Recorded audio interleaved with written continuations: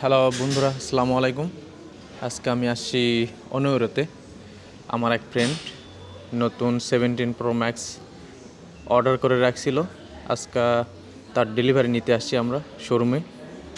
তো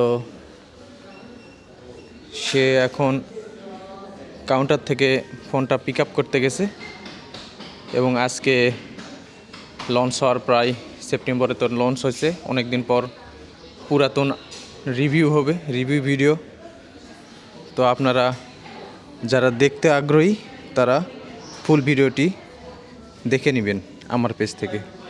ধন্যবাদ সবাইকে।